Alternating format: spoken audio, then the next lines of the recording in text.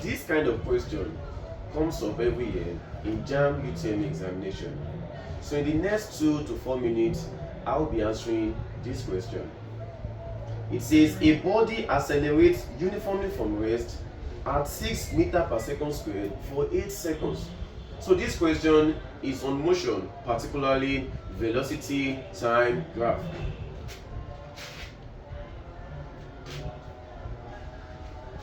So this is for velocity and here is for time, which is in seconds.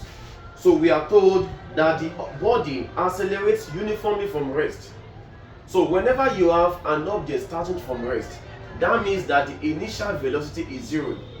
Whenever an object starts from rest or a body starts from rest, u, which is the initial velocity, it is 0. So in this case, this is the initial velocity. So the body accelerates uniformly from rest now, and the acceleration is 6 meters per second squared. We have 6 meters per second squared for how many seconds? For 8 seconds. Down to seconds now, for 8 seconds. The body accelerates uniformly from rest, that is 0. And the acceleration is 6 meters per second squared for 8 seconds. And then decelerates at rest.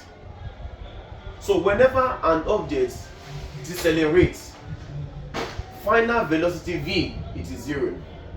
Whenever an object starts from rest, initial velocity, it is 0.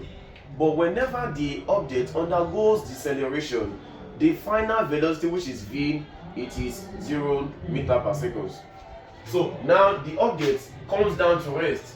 That is, it undergoes deceleration. In the next how many seconds? 5 seconds.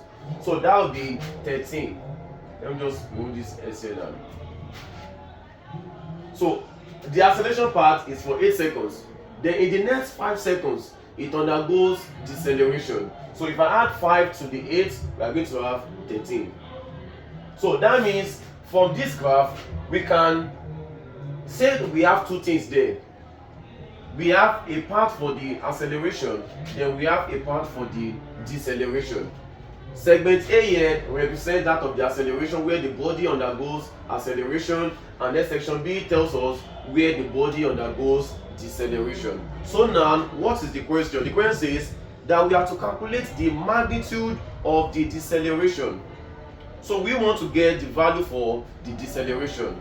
And please, you need to know that deceleration is the opposite of acceleration. If acceleration is having a positive value, deceleration takes a negative value. This is what I mean. If a is 2 meters per second squared, then I have a to be minus 2 meters per second squared. What I have here now is the acceleration. What I have here is the deceleration.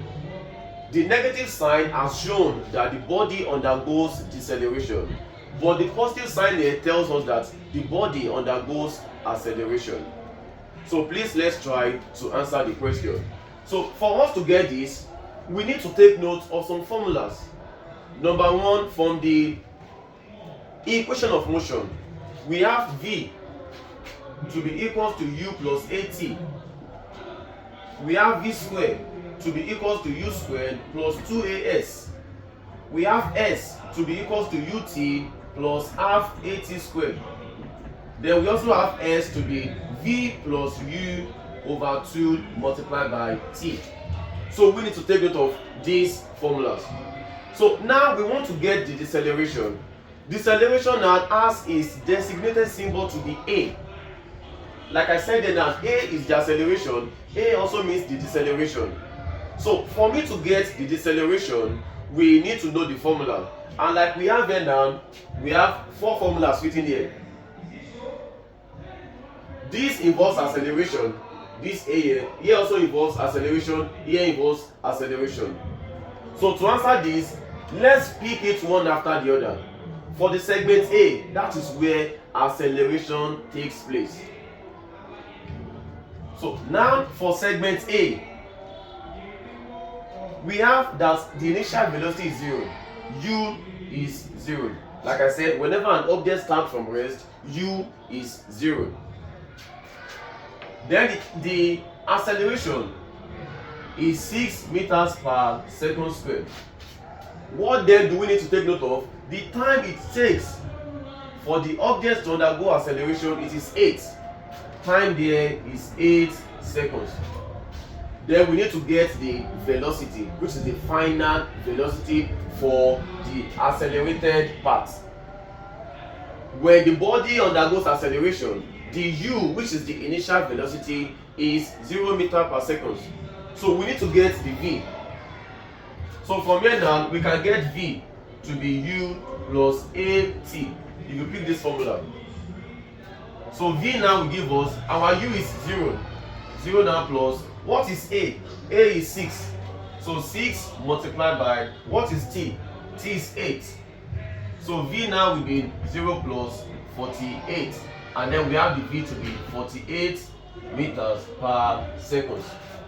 So that means at this point now, we have the velocity to be 48. So now that we've gotten what we need to get for the segment A, let's move to the segment B. For the segment B, that is where the body undergoes deceleration, and we are told to find the magnitude of the deceleration. So we are still using the formula for acceleration. If we are to pick v equals to u plus 18, we can get our formula for acceleration. I mean, if v is equals to u plus 18, from here now we can have a to be v minus u over t. V equals to u plus 18. From here now, a is v minus u over t. So now we want to get the deceleration, which is a, and we have it to be v minus u over t.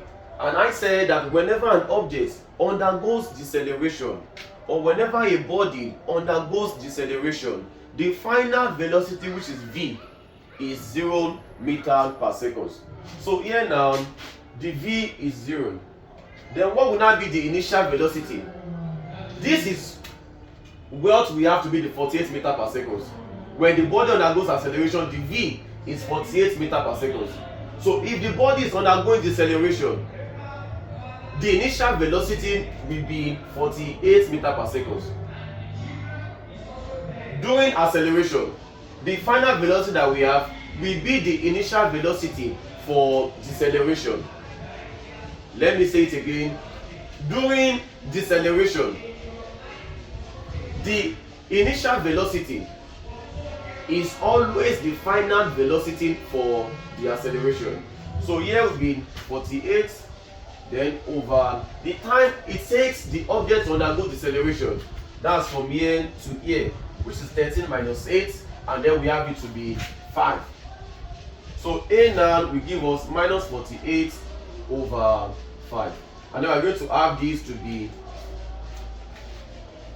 that's minus 9.6 meters per second squared. So this is the value for the deceleration. So if you check the option there, you see that we have nothing like negative there. So but the negative sign here actually shows that the object has undergone deceleration. The negative sign that we have here only shows that the object has undergone deceleration. I believe by now we can get to answer any question regarding something like this. If you truly enjoy the class, please do well to like, to share, and to subscribe to get more videos. Thank you.